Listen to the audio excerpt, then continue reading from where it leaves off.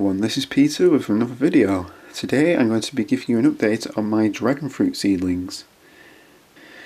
Now if you remember from my first video of showing you how to grow dragon fruit, which was 6 months ago now, I germinated, I can't remember how many there were, but it was quite a few. Put them into some small little pots, and this was the first one that germinated, if you remember. And just look how well it's doing in this pot now. I'll show you what it was in before I transplanted it to this.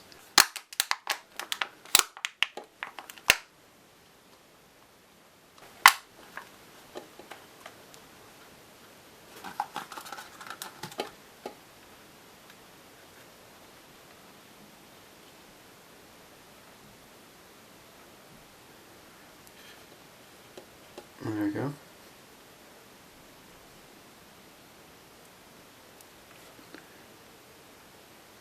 Right, I don't know if you can see on there, but it is actually right at the bottom. The roots are quite small and fine. It now has 5 branches coming from the main. This is the first stem that came up, and then these are all side branches from the bottom. And there's a tiny little one starting to grow down there now. You can't see the other one because I kind of partly buried it in the soil. I'm going to have to build some kind of support structure, maybe just get some bamboo and some string to hold it up, because at the moment it's just leaning against this banana leaf, which is holding it surprisingly well actually. I'll just give you a closer look. So there you can just about see that tiny little shoot there, which is going to be another little branch, and then that was the branch I was telling you about that I buried partly, and it's now growing up from the side. The reason I did that is because it had this really long aerial root on it, so I just thought I'd plant it a little bit in there and see what happens.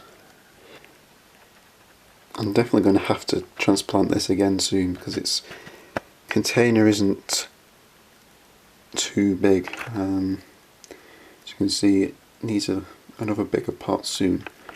And like I say, I need to build a support for it.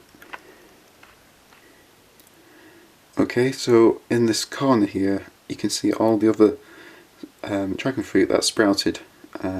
They're still in the original pots that I put them in, and I'm definitely going to have to put them into something bigger because that is just not big enough for the amount that are growing in there, and the same for all the others. And you can see some of these are pretty long now. They're still quite thin at the moment, whereas the other one, which is in its own container, is getting a lot thicker, this main stem. And only, I think there's only 2 that have actually got some other side branches, but they still grow fairly well even though they're only in these tiny little pots. And yeah, this one here is actually a side branch in this tangled mess of dragon fruits. And this is the main stem, and then all these aerial roots on the side, and then that's the little side branch, and again there's another one down there which is doing the same. Now naturally the dragon fruit would put out these aerial roots they don't cling on with, very well, but they do kind of get extra nutrients and water from these aerial roots when they're on bark from trees and things. Most people, when they grow the dragon fruits, will grow them either in the ground or in a large pot, and they build like a large wooden structure for them. And Guinevere, the little frugal gardener, has a video showing how she supports her dragon fruit. I'll put a link to that in the description. she puts moss on the wooden frame, so these little aerial roots can go into there and pick up the nutrients that she can put in, and any extra minerals and water, because that's how they would grow in the wild. They'd get some extra water and nutrients from the bark or whatever they are growing on, because they can't support themselves, as you can see. Oh, and just in case you were wondering what this plant is here that these are growing over, it's actually my banana that I grew from seed, if you remember a few videos ago. It's getting quite big now. I'm going to have to transplant this soon again. This is actually transplanted it once before, but this pot is still not deep enough for it. But it's doing quite well indoors. And then that's my other banana that I bought from the shop. As you can see, this could get probably about 10-12 feet tall in the wild. It's not going to get that big in my house though. Thank you for watching my short update video on my dragon fruits.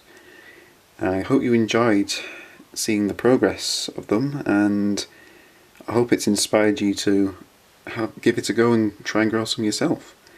And I personally like the fruit taste as well, so being able to grow them is just an extra benefit. And it makes such an interesting houseplant, even though they do get quite large. These vines can grow probably about that thick, and at the moment these spines are not prickly at all, they're just very soft. Oh, and also, if you didn't know already, I have a Facebook fan page where I post pictures and little updates in between videos, so I'll put a link to that in the description, along with the other usual social network sites that I use, and you can have a look at that, and I'll try and post some more things on there to keep you updated. So thanks for watching, I hope you enjoyed it.